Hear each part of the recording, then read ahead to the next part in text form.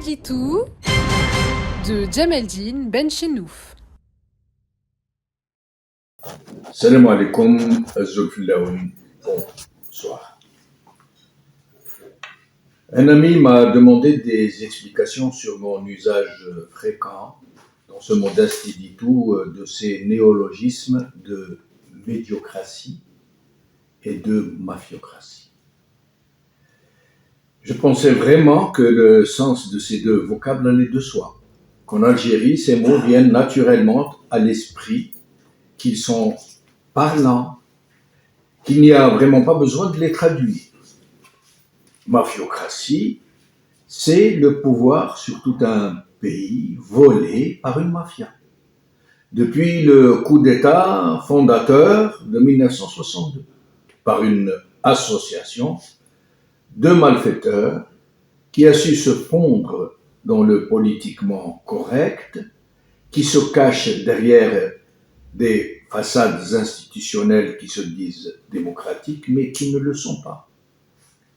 De fausses institutions qui n'ont été érigées que pour servir de feuilles de vigne, pour cacher l'outrancière et impudique évidence, le viol par un gang de la souveraineté populaire, sans même mise sur tous les leviers de la décision politique, et tout particulièrement sur l'armée, qui devient l'otage d'une junte, laquelle junte est devenue le vrai maître du pouvoir et qui prend toujours le soin de désigner le chef de l'État, un chef de l'État fantoche. Après l'avoir fait passer, bien sûr, sous les fourches codines de la fraude électorale, pour qu'il n'oublie jamais qui vraiment l'a fait roi. La mafiocratie se distingue par une véritable vocation, la mise en coupe réglée de toutes les richesses du pays, de tout ce qui génère de l'argent, de tout ce qui a de la valeur, non pas seulement pour s'enrichir, mais aussi pour disposer d'un trésor de guerre, pour corrompre de larges couches de la population, dans une logique concentrique, des couches de la population dont elle fait ses collabos et ses relais, voire souvent ces naïves victimes qui croient vraiment que cette mafiocratie est l'État dispensateur et que ses dirigeants sont les dignes représentants de la nation. Mais elle se distingue aussi, cette mafiocratie, par tout ce qui caractérise les mafias. Une organisation de malfaiteurs, pyramidale dans l'ombre, qui contrôle chaque détenteur visible du pouvoir, qui l'oriente, qui le contrôle et qui le liquide ou le remplace d'une façon ou d'une autre lorsqu'il devient improductif. Elle use de moins en moins de la force brutale, lui préférant un terrorisme pédagogique, une propagande de la subversion, une répression qui se revendique de la légalité, puisqu'elle s'exerce par le biais de la force publique et de la justice, toutes deux totalement sous son contrôle. Elle pratique l'omerta, qu'elle maquille en secret d'État, et lorsqu'elle y est contrainte, elle n'hésite pas à recourir à la liquidation physique, voire même au carnage de masse. À la différence de la mafia, elle n'utilise pas la lupara, mais des moyens massifs d'extermination qu'elle prend soin d'imputer à un terrorisme qu'elle a soigneusement et laborieusement matérialisé sur le terrain, qu'elle a géré, manipulé et mis sur les rails de la divine boucherie. Elle ne craint pas le ridicule de la mafiocratie puisqu'elle pousse l'audace jusqu'à violer ouvertement et outrancièrement les grands principes dont elle se revendique pour la forme. Ainsi, elle a imposé une constitution au peuple par le biais d'un référendum scélérat, constitution qui n'en dispose pas moins de fondements démocratiques qui n'envient rien aux démocraties occidentales, en théorie. Ainsi, par exemple, cette constitution, Zama, loi fondamentale de la Zama République, dispose très clairement de la séparation des pouvoirs. Elle affirme très fortement de la liberté d'expression, de la présomption d'innocence, de la sincérité des élections et d'une foultitude d'institutions comme l'Assemblée nationale, le Conseil de la nation, la Cour constitutionnelle, la Cour des comptes, le Haut Conseil de sécurité, la haute instance de surveillance des élections et autres pattes blanches du genre qui ne sont qu'autant de pattes de loup ou de coquilles vides, peuplées de parasites qui s'y goinfrent allègrement en échange de leur très zélée collaboration avec la Cosa Nostra. Les partis politiques ne sont pas en reste, bien sûr, qui se bousculent au portillon de la curée.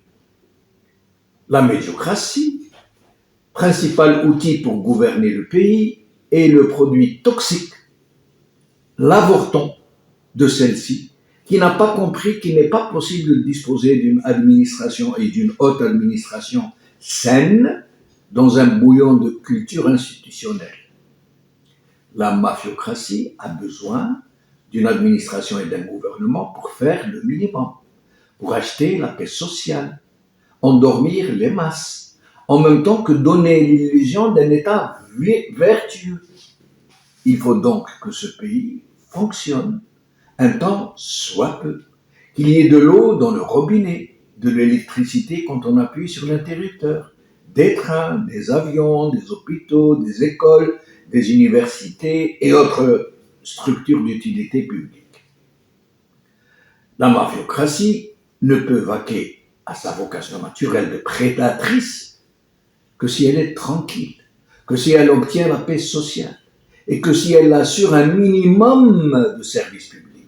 Et c'est là où la vraie gouvernance du pays intervient, celle des hommes et des femmes de l'ombre, véritables piliers de la nation, dont la grande utilité et la grande efficacité permettent, un tant soit peu, à cette société de fonctionner, malgré l'infection généralisée qui la ronge. Mais, malgré la présence bienveillante et bienfaisante de ses commis et de ses grands serviteurs de l'État, l'influence mortifère de la mafiocratie a entraîné tout naturellement une dégénérescence en profondeur de tout le pays, jusqu'au tréfonds de la société, dans une atmosphère de corruption et d'affairisme débridé.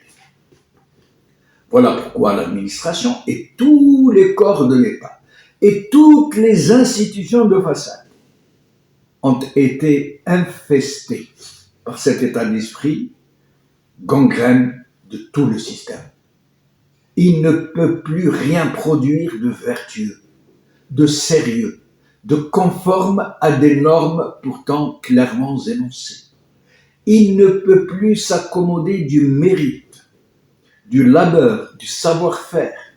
Il a mué en une sorte de machine infernale à l'image de la mafiocratie qu'il a engendrée et qui le nourrit de venin.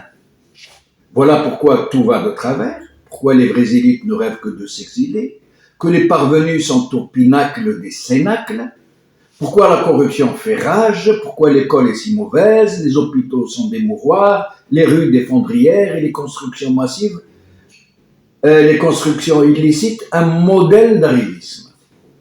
Voilà pourquoi l'Algérie est-elle l'otage d'une mafiocratie et pourquoi l'État et tout ce qui le représente n'est-il plus désormais qu'une médiocratie triomphante. Voilà.